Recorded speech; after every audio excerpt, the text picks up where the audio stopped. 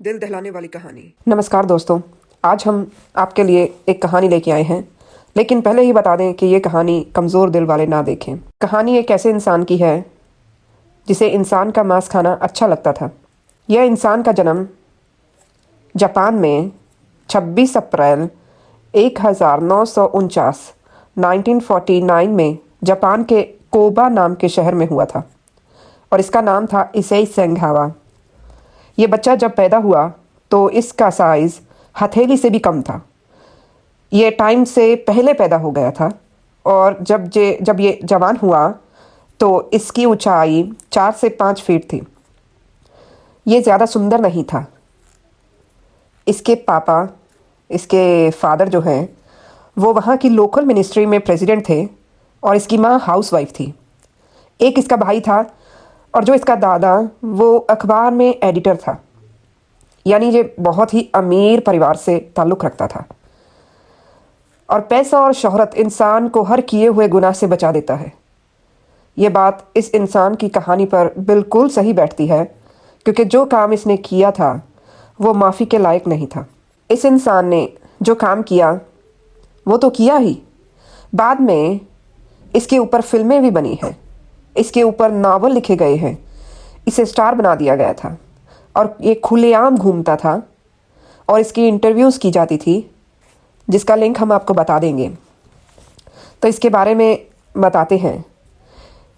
जब ये जवान हो रहा था तभी से इसे लड़कियों की टांगें, उसकी जांघें, थाइस मैंने बहुत पसंद थी। और सिर्फ पसंद ही नहीं थी, ये जब उनको देखता था तो इसका मन उन्हें खाने के लिए करता था। और इसका ये कारण बताते हुए अपनी इंटरव्यू में कहता है कि हमारे घर में जब पुराने रीति रिवाज होते थे तो जानवरों को घर में लाके मारा जाता था और बाद में उन्हें खाया जाता था। तो ये यही अपनी फैंटेसी लड़कियों के साथ करने की इच्छा रखता था। जब ये 23 साल का हुआ और यूनिवर्सिटी में पढ़ने के लिए गया, वहाँ उसे एक लड़की दिखती है और उसे वो पसंद आ जाती है। थोड़ा ढूंढने के बाद उसे पता चला कि वो लड़की उसकी दादी के ही अपार्टमेंट में रहती है और इसके लिए उसके पास जाना और उससे मिलना बहुत आसान हो गया था। तो जब ये अपनी दादी को घर छोड़ने जाता है तो उसे देखता है। वो लड़की अपने कमरे में सो रही थी और उसने छोटे कपड़े पहने हुए थे। यह धीरे से उसके कमरे के अंदर जाता है और उसे छूने की कोशिश करता है। इतने में लड़की जाग जाती है और उसे धक्का मार देती है। ये उस लड़की को मार कर और खाने के इरादे से वहाँ गया था। ये सब इसने अपनी इंटरव्यू में बताया है। जब वो लड़की इसे धक्का मारती है तो ये नीचे गिर जाता है। उसके बाद लड़की भागने में कामयाब हो जाती है और बाद में पुलिस को बुलाया जाता है और पुलिस वहाँ आती है तो इसे पकड़ लिया जाता है। फिर उसके घर वाले अमीर होने की वजह से उसे वहाँ से छुड़वा लेते हैं। तो ये सोचता है कि अब तो यहाँ पर मेरा रहने का कोई मतलब नहीं रहा, क्योंकि इसकी छवि बहुत ख़राब हो गई थी। सब इसके बारे में बुरा भला बोलते थे, क्योंकि जो कारनामा इसने किया था वो अच्छा नहीं था। तो इसी वजह से ये शहर क्या देश छोड़कर चला जाता है और जाके फ्रांस में रहने लगता है। ये फ्रांस में 1977 मैंने 1977 में चला जाता है और पेरिस में अपनी पीएचडी करना चाहता है। वहाँ जाके ये यूनिवर्सिटी में दाखिला लेता है और धीरे धीरे वहाँ पे भी उसे एक लड़की दोस्त मिल जाती है जिसका नाम रेनी हर्टबेट था। यह लड़की हॉलैंड से फ्रांस में आई थी और वो भी अपनी पढ़ाई करने के लिए ही वहाँ पे रहती थी।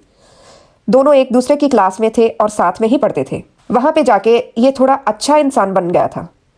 2 साल तक ये उस लड़की के साथ घूमता फिरता और उसका दोस्त बन के रहा। लेकिन कभी कभी इसका वो जानवर जाग जाता था उस लड़की को देख के, लेकिन ये फिर अपने ऊपर काबू कर लेता था। फिर एक दिन 2 साल के बाद दोस्ती के बाद ये उस लड़की को अपने घर पे लंच पे बुलाता है। यानी एक गृह कार्य मतलब होमवर्क करने के बहाने से ये अपने घर पे उस लड़की को बुलाता है। वो लड़की के साथ अच्छा दोस्त होने की वजह से लड़की को इस पर विश्वास था और वो इसके घर आती है। ये थोड़ी देर के लिए बैठते हैं और ये उसे बहाने से एक पोइट्री की किताब देता है और वो लड़की जब उसे पढ़ने लगती है तो ये अपनी कबर्ड में से बंदूक निकालता है और पीछे से उसके ऊपर वार करता है, गोली चला देता है। ये बताता है अपनी इंटरव्यू में कि जब ये ट्रिगर दबाने वाला था तो इसके हाथ कांप रहे थे। तो जब इसने ट्रिगर दबाया वो लड़की गिर गई। उसके बाद वो इसके साथ बातें करने लगी। गोली लगने से भी इसकी मौत तब भी नहीं हुई, लेकिन थोड़ा वक्त लगा। उस समय वो इससे बातचीत कर रही थी। उसे पता चल गया था कि इसने ही उसे मारा है। तो ये बताता है कि ये बहुत डर गया था और ख़ुद भी गिर गया था। तो उसके बाद इसने उसे खाने की कोशिश की। खाने की मैंने उसके ऊपर ऐसे ही उसे दांतों से नोचने की और खाने की कोशिश की। जब इसे पता चला कि ऐसे वो इसे खा नहीं पाएगा तो ये मार्केट गया। वहाँ से उसने चाकू लिया और फिर घर आके उसे काटना शुरू कर दिया। जब ये काट रहा था तो इसने कहा कि मुझे एक पीली चीज़ दिखाई दी। वो चर्बी थी और इसे वो अच्छी नहीं लगी क्योंकि इसे लाल रंग का मांस पसंद था। तो इसने और गहराई में जाके काटा और उसके टुकड़े किए। पहले इसने लड़की की जांघों के टुकड़े किए, फिर उसकी छाती के और फिर उसके चेहरे पर भी। और ये सब करने से पहले इसने उसके साथ रेप भी किया, उसका बलात्कार भी किया जब वो मर गई थी। तो उसके टुकड़े करने के बाद इसने उसे अपनी फ्रिज में रख लिया, खाया भी और बाद के लिए फ्रिज में भी रख लिया। थोड़ी देर बाद इसे इस चीज़ का एहसास होता है कि यह इस बात को ज़्यादा दिन तक संभाल नहीं पाएगा और बाद में वो एक टैक्सी को बुलाता है और उस टैक्सी के आने से पहले यह उस लड़की को एक लिफाफे में बांध के उसके बाद सूटकेस में बंद कर लेता है। ये चाहता था कि उसे कहीं दूर जाके फेंक आऊं। और जब टैक्सी आती है तो ये टैक्सी में उस सूटकेस को रखता है और टैक्सी वाले को नदी किनारे जाने के लिए बोलता है। जब ये टैक्सी वाले के साथ नदी पर पहुंचा तो सूटकेस ज़्यादा भारी होने की वजह से इसने टैक्सी वाले से मदद मांगी कि मेरी मदद करो, मैं सूटकेस को बाहर निकालना चाहता हूँ। जब ये सूटकेस बाहर निकाल रहे थे तभी अचानक से वो सूटकेस खुल गया और उस लड़की का हाथ बाहर गिर गया। वो हाथ देखकर वो टैक्सी वाला जो था वो चौंक गया और उसने पुलिस को कॉल कर दी और इर्द गिर्द जो लोग थे वो भी वहाँ पर इकट्ठा हो गए क्योंकि एक लड़की की लाश कटे हुई टुकड़ों में एक सूटकेस में रखने वाला इंसान कोई आम तो नहीं होगा ना, इंसान तो नहीं होगा ना। तो जब यहाँ पुलिस आ गई तो 3 दिन की कोशिश करने के बाद पुलिस ने तीसरे दिन इसे अरेस्ट कर लिया। और फिर से यहाँ पे पैसे का कमाल देखिए दोस्तों। पैसे ने अपना ऐसा खेल खेला और वकीलों के द्वारा और जज के द्वारा इसे बेगुनाह तो नहीं साबित किया गया, लेकिन इसे जेल से बचा लिया गया और इसे मेंटल हॉस्पिटल पहुंचा दिया गया और बताया गया कि यह आदमी दिमागी बीमार है, इसी वजह से इसने ऐसा किया।